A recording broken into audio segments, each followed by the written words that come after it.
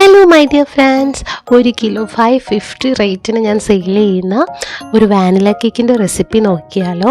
നല്ല super tasty ആയിട്ടുള്ള കേക്കാണ് കേട്ടോ. നമ്മുടെ വൈറ്റ് ഫോറസ്റ്റ് കേക്ക് പോലെയൊക്കെ തന്നെയാണ്. ഇതിൽ പക്ഷേ ചോക്ലേറ്റ് മാത്രം ആഡ് ചെയ്യുന്നില്ല എന്നേ ഉള്ളൂ കേട്ടോ. അപ്പം ഞാൻ നമ്മുടെ സ്പഞ്ച് ഉണ്ടാക്കുന്ന റെസിപ്പി ഞാൻ സെപ്പറേറ്റ് ആയിട്ട് കൊടുത്തിട്ടില്ല. നോർമലി നമ്മളെപ്പോഴും സ്പഞ്ച് ചെയ്യും പോലെ തന്നെയാണിത്. ഞാനിവിടെ 1 കപ്പ് മൈദ, അതിൻ്റെ കൂടെ 1 table spoon cornflour, 1/2 teaspoon baking soda, 1 ടീസ്പൂണോളം നമ്മുടെ ബേക്കിംഗ് പൗഡർ എടുത്തിട്ടുണ്ട്. ഇത് എല്ലാം കൂടെ സീവ് ചെയ്ത് മാറ്റി ഞാൻ 3 എഗ്ഗാണ് എടുത്തിട്ടുണ്ടായിരുന്നത്. അങ്ങനെ 3 എഗ്ഗ്, നമ്മുടെ ഫ്ലോറും സൺഫ്ലവറൊക്കെ ഞാൻ എപ്പോഴും ഒരുപോലെ മിക്സ് ചെയ്തെടുക്കാറാണ് പതിവ്.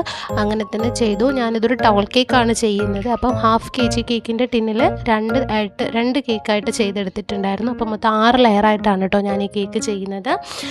ഇനി നമുക്ക് വേഗം തന്നെ ഐസിങ്ങിലോട്ട് പോകാം. ഷുഗർ സിറപ്പായിട്ട് ഞാൻ നമ്മുടെ പഞ്ചസാരയും ഒരല്പം ഉപ്പും കൂടെ മാത്രമേ അവിടെ ചേർക്കുന്നുള്ളൂ. വേറെ ഒന്നും എടുക്കുന്നില്ല, കാരണം വാനില കേക്ക് ആയതുകൊണ്ടാണത്. വാനിലയുടെ എസൻസ് മാത്രം കുറച്ചധികം ആഡ് ചെയ്ത് കൊടുക്കുന്നുണ്ട്. അതേപോലെ തന്നെ നമ്മുടെ ക്രീമിലും എക്സ്ട്രാ കുറച്ച് വാനില എസൻസ് ഞാനിവിടെ ആഡ് ചെയ്ത് കൊടുക്കുന്നുണ്ട് കേട്ടോ. അപ്പോൾ കൂട്ടുകാർ അതും കൂടെ ശ്രദ്ധിക്കാം. പിന്നെ ഞാനിവിടെ ഫില്ലിംഗ് ആയിട്ട് എടുക്കുന്നത് കുറച്ച് കണ്ടൻസ്ഡ് മിൽക്കാണ്. പിന്നെ അതിൻ്റെ കൂടെ കുറച്ച് പാൽപ്പൊടി, മിൽക്ക് പൗഡറും കൂടെ ഞാൻ എടുക്കുന്നുണ്ട്. കൂട്ടുകാർക്ക് ഏത് ബ്രാൻഡ് വേണമെങ്കിലും യൂസ് ചെയ്യാം. അപ്പം ഇത്രയാണ് ഞാനിവിടെ ഫില്ലിംഗ് ആയിട്ട് ഉപയോഗിക്കുന്നത്. മൊത്തം 6 ലെയറുണ്ട് നമുക്ക്. അപ്പം ഓരോ ലെയറും ഈ രീതിയിൽ തന്നെയാണ് ഞാനിവിടെ ചെയ്തെടുക്കുന്നത്. ആദ്യം കുറച്ച് ക്രീം അപ്ലൈ ചെയ്ത് കൊടുക്കുക. അത്യാവശ്യം ഞാൻ മുമ്പത്തെ വീഡിയോകളിലും പറഞ്ഞിട്ടുണ്ട്, ഞാൻ ഷുഗർ സിറപ്പ് ആഡ് ചെയ്യുന്ന സമയത്ത് ഏറ്റവും താഴെ കുറച്ച് കുറവായിരിക്കും എപ്പോഴും ഷുഗർ സിറപ്പ് ആഡ് ചെയ്ത് കൊടുക്കുക. മുകളിലോട്ട് പോകുന്നതിനനുസരിച്ച് ലെയർ മുകളിലോട്ട് കൂടുതൽ ഷുഗർ സിറപ്പ് ആഡ് ചെയ്ത് കൊടുക്കാറുണ്ട്. അപ്പോൾ അങ്ങനെ ചെയ്യുന്നത് കേക്ക് ഒരുപാട് അങ്ങ് ജ്യൂസി, ഒരു വെള്ളത്തിൻ്റെ ഒരു ഈർപ്പം ഏറ്റവും താഴത്തെ ലെയറിൽ അല്ലെങ്കിൽ കൂടുതലായി പോകാറുണ്ട്. അപ്പം അങ്ങനെ വരാതിരിക്കാൻ വേണ്ടിയിട്ടാണ് കേട്ടോ ഇങ്ങനെ ചെയ്യുന്നത്. ഈ ഒരു രീതിയിൽ നമ്മൾ ഷുഗർ സിറപ്പ് വെറ്റ് ചെയ്ത് കൊടുക്കുമ്പോൾ നമ്മുടെ കേക്ക് കട്ട് ചെയ്യുന്ന സമയത്ത് എല്ലാ ലെയറും ഒരേപോലെ തന്നെ ആ ഒരു ജ്യൂസി ആയിട്ട് തന്നെ നമുക്ക് കിട്ടും. അങ്ങനെ എല്ലാ ലെയറും ചെയ്തെടുക്കുക. കണ്ടൻസ്ഡ് മിൽക്കും അതേപോലെ തന്നെ മിൽക്ക് പൗഡറും ഒക്കെ ഓരോ ലെയറിലും മാറി മാറി ഇട്ട് കൊടുക്കുക. അത്യാവശ്യം നല്ല രീതിയിൽ തന്നെ ചേർത്ത് കൊടുക്കുക. ക്രീമിൽ പ്രത്യേകം വാനില എസൻസ് ചേർക്കാൻ മറക്കരുത്. ഇനി സ്പഞ്ചിൻ്റെ റെസിപ്പി വേണ്ട കൂട്ടുകാരുണ്ടെന്നുണ്ടെങ്കിൽ പഴയ കേക്കിൻ്റെ വീഡിയോസൊക്കെ ജസ്റ്റ് ഒന്ന് നോക്കുക. അതിനകത്ത് വളരെ ക്ലിയർ ആയിട്ട് തന്നെ ഞാൻ എങ്ങനെയാണ് സ്പഞ്ച് ചെയ്തെടുക്കുന്നതെന്ന് പറഞ്ഞിട്ടുണ്ട്. നിങ്ങൾക്ക് ഓവനിലോ അല്ലെങ്കിൽ ഗ്യാസ് സ്റ്റോപ്പിൽ വെച്ചോ എങ്ങനെ വേണമെങ്കിലും ചെയ്തെടുക്കാം കേട്ടോ. ഞാനൊരു 30 മിനിറ്റോളം ഏകദേശം എടുത്തിട്ടുണ്ട്. 1/2 kg ടിന്നിൽ ബേക്ക് ചെയ്തത് കൊണ്ട് തന്നെ 30 മിനിറ്റ് വേണ്ടി വന്നില്ല ബേക്കായി കിട്ടാൻ വേണ്ടിയിട്ട്. ഇനി 1 kg ടിന്നിലാണ് നിങ്ങൾ ബേക്ക് ചെയ്യുന്നതെങ്കിൽ ഒരു 3/4 മണിക്കൂറിനകത്ത് നമ്മുടെ കേക്ക് നമുക്കവിടെ ബേക്കായിട്ട് കിട്ടും.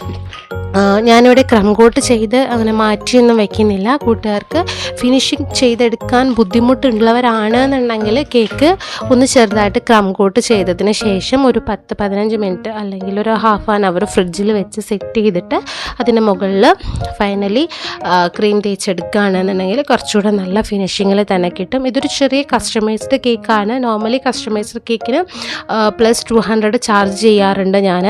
അപ്പം ഇത് എക്സ്ട്രാ അങ്ങനെ ഒരുപാട് വർക്കായിട്ട് തോന്നാത്തത് കൊണ്ട് ഞാൻ അങ്ങനെ എക്സ്ട്രാ റേറ്റ് ഒന്നും ചാർജ് ചെയ്തിട്ടുണ്ടായിരുന്നില്ല ഈ ഒരു കേക്കിന്. ഞാൻ വാനില കേക്ക് ആദ്യം പറഞ്ഞതുപോലെ തന്നെ 550 രൂപയ്ക്കാണ് ഞാൻ പുറത്ത് സെയിൽ ചെയ്യുന്നത്. അപ്പം നമുക്കൊരു ചെറിയ ലൈറ്റ് ലാവൻഡർ കളർ തീമിലായിരുന്നു ഈ ഒരു കേക്ക് വേണ്ടിയിരുന്നത്. അപ്പം ആ ഒരു കളറിലാണ് കേട്ടോ ഞാൻ ഈ കേക്കിൻ്റെ ബാക്കി വർക്ക് ചെയ്തെടുക്കുന്നത്.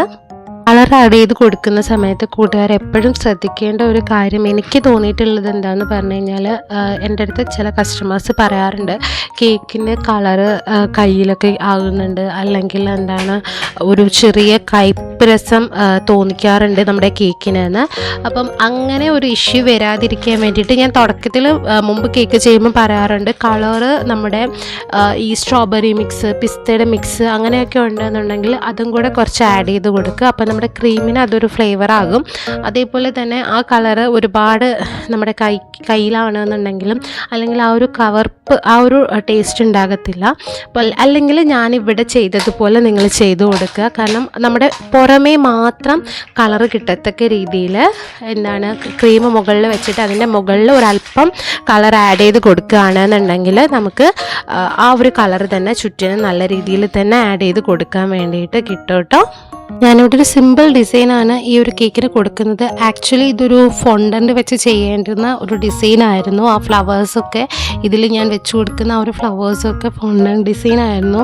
ഞാൻ ഫോണ്ടൻ്റിലുള്ള കേക്കുകൾ അധികം ചെയ്യാറില്ല. കാരണം എനിക്ക് ഫോണ്ടൻറ്റിനേക്കാളും കൂടുതൽ ഇഷ്ടം എന്ന് പറയുന്നത് ക്രീമാണ്.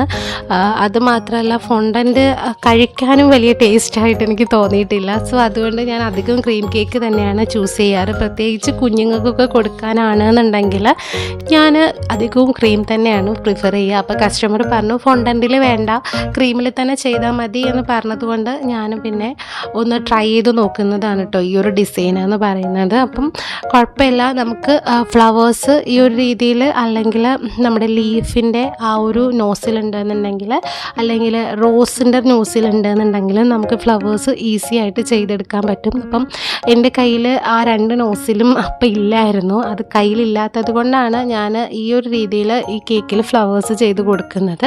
പക്ഷേ ഫൈനൽ റിസൾട്ട് ഓക്കെ, കസ്റ്റമറിന് നന്നായിട്ട് ഇഷ്ടപ്പെട്ടു, അവർക്കിത് മതി എന്ന് പറഞ്ഞിട്ടുണ്ടായിരുന്നു. അപ്പോൾ ഞാനിവിടെ നമുക്ക് കുറച്ച് ഗ്രീൻ കളർ ഉപയോഗിച്ചിട്ട്, അതും ഞാൻ നേരത്തെ പറഞ്ഞതുപോലെ പിസ്തയുടെ എസൻസും കൂടെ മിക്സ് ചെയ്തിട്ടാട്ടോ ഞാനിവിടെ ഗ്രീൻ കളറ് ചെയ്തെടുത്തിട്ടുണ്ടായിരുന്നത്. അതേപോലെ തന്നെ സ്ട്രോബെറിയുടെ എസൻസും കൂടെ സ്ട്രോബെറിയുടെ മിക്സും കൂടെ ആഡ് ചെയ്തിട്ടാണ് റോസ് കളറുള്ള ഫ്ലവേഴ്സും കൂടെ ഞാൻ ഇതിനകത്ത് കൊടുത്തിട്ടുണ്ടായിരുന്നത്. കുറച്ച് സ്ട്രോബെറിയും പിന്നെ നമ്മുടെ ആ ഒരു വൈൻ കളറും കൂടെ മിക്സ് ചെയ്തിട്ടാട്ടോ ആ ഒരു കളറ് ഫ്ലവറിന് വേണ്ടിയിട്ട് നമുക്ക് കിട്ടിയിട്ടുണ്ടായിരുന്നത്. പിന്നെ ഫ്ലവേഴ്സിൻ്റെയൊക്കെ സെൻറ്ററിലായിട്ട് ആ ഒരു ഓറഞ്ച് കളർ വരാൻ വേണ്ടിയിട്ട് ഞാൻ ബട്ടർ സ്കോച്ചിൻ്റെ മിക്സാണ് യൂസ് ചെയ്തിട്ടുണ്ടായിരുന്നത്. അപ്പം എന്തായാലും കസ്റ്റമറിൻ്റെ ഡിസൈനൊക്കെ ഇഷ്ടപ്പെട്ടു. അപ്പം കസ്റ്റമർ എന്തായാലും ഹാപ്പി ആയിരുന്നു. കേക്കും സൂപ്പർ ആയിട്ടുണ്ട് എന്ന് പറഞ്ഞിട്ടുണ്ടായിരുന്നു. അപ്പോൾ കൂട്ടുകാർ എന്തായാലും ട്രൈ ചെയ്ത് നോക്കുക. ഉറപ്പായിട്ട് ഈ ഒരു രീതിയിൽ നിങ്ങൾ വാനില കേക്ക് ട്രൈ ചെയ്ത് നോക്കിയിട്ട് ഫീഡ്ബാക്ക് പറയുക. ഉറപ്പായിട്ടും നിങ്ങൾക്ക് ഇഷ്ടപ്പെടും. കൂട്ടത്തിൽ എന്നെ സപ്പോർട്ട് ചെയ്യാനും സബ്സ്ക്രൈബ് ചെയ്യാനും ആരും മറക്കരുത്. എല്ലാവരും സേഫായിട്ട് ഹാപ്പി ആയിട്ടിരിക്കുക. Bye bye.